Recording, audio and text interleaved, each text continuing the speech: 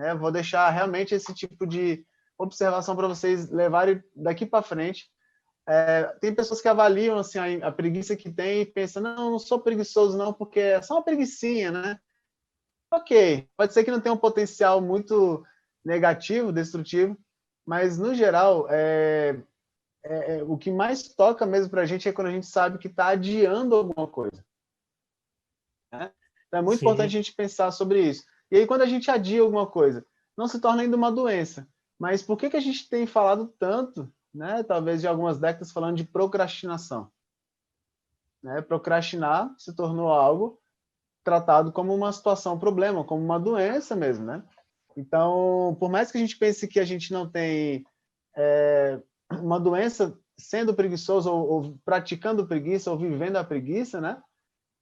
No geral, assim, a gente vai flertar e vai ter, sim, comorbidades emocionais e psicológicas, tá? E preguiça vai te levar também até a obesidade, que vai te levar a um monte de problema, né? Se você não malhar, se tiver preguiça de fazer atividade física, né? Então, gente, olha, mas eu quero que vocês pensem no seguinte, Paulo, talvez você entenda, Paulo, inclusive muitos coaches, né? Muita gente que você acompanha, que a gente também já esteve com a gente em alguns treinamentos, né? Essas pessoas uhum, vivenciam, lógico, individualmente. Quem é que não tem esses momentos, né? É um momento meio de relaxamento ali, meio inconsciente, assim, meio, é, né? Você dá aquela relaxada. Só que o ruim é quando você se cobra, né? Tem pessoas que se cobram muito, tem pessoas que são altamente punitivas, pessoas que precisam ser, depois precisam se culpar, né? Para poder lidar com aquela frustração. O que a gente mais tem, né? Também falando ainda dos alunos, né, Paulo? Nos treinamentos a gente vê pessoas que estão o tempo todo com a sensação de que não está fazendo o que deveria estar fazendo no dia a dia. com certeza. Né? Tem aquela É, sensação de que, assim, não, isso não é preguiça, não. É mecanismo de preguiça também. É mecanismo de você deixar e adiar de fazer coisas que são importantes para a sua vida. Né? Quando você fala de prosperidade, a gente já falou nas lives anteriores, né? Fala, Paulo, fica à vontade. e esse tipo de coisa, ele destrói não só a sua parte emocional, né? Essa questão da preguiça e tudo mais, eu gosto de quando a gente fala, principalmente na relação das comorbidades, porque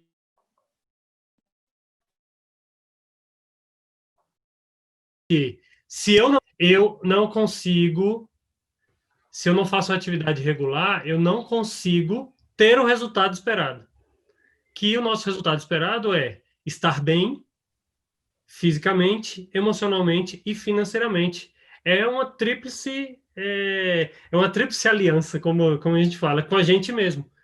Então, o que acontece?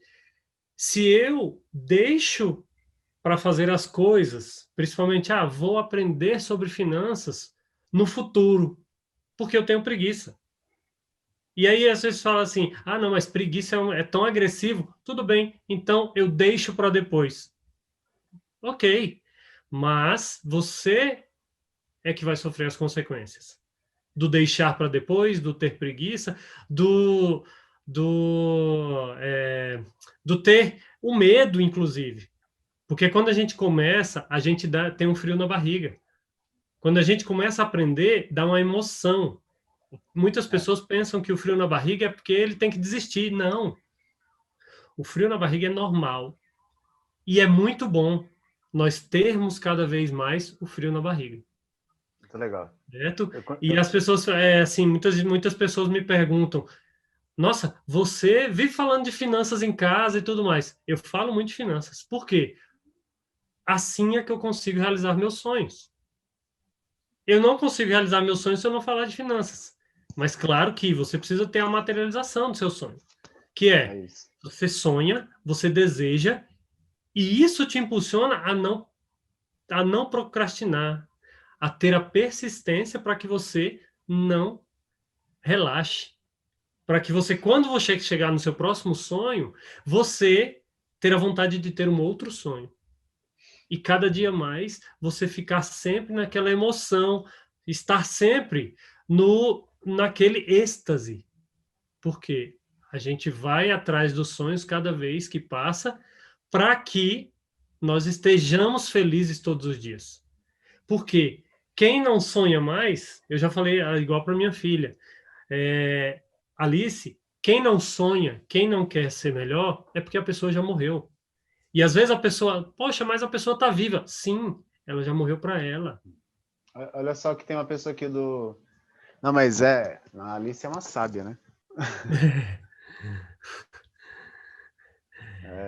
Tem uma pessoa aqui que está comentando aqui. O problema é que grande parte das pessoas ainda encara o assunto, né? Como se pudesse ser como? Acessório.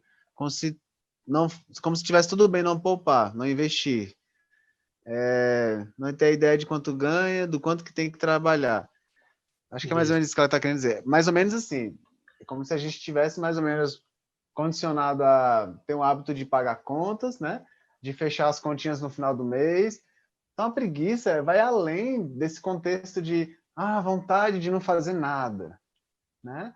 Vai além disso, né? Está num contexto muito mais amplo, onde a gente muitas vezes desinveste de energia, né, Paulo? É legal falar isso também.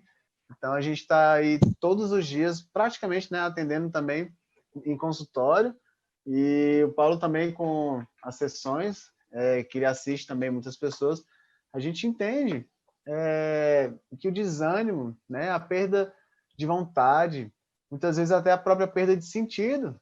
A gente pergunta, mas por que você está fazendo ainda isso que não te agrada? Por que que isso daqui te gera um resultado tão pequeno? Por que que você perde tanto tempo fazendo uma coisa que não faz sentido, né? Então, É, são perguntas cabíveis, né? E é muito bacana a gente lidar, né, com o dinheiro de uma maneira muito mais franca, né? A preguiça, ela está totalmente ligada com essa capacidade de a gente ser produtivo, não é verdade? sim. Já dizia assim, olha, o preguiçoso ali da turma, né? Não, ele não pode fazer. Você vai ser a última pessoa, se caso você foi, né, um dia o preguiçoso da turma, você vai ser a última pessoa que vão lembrar de você para te dar uma referência, né? Tem isso Então, também. é parte como as pessoas encaram, né? A gente tem um impacto muito grande, chega a ser um estigma, né?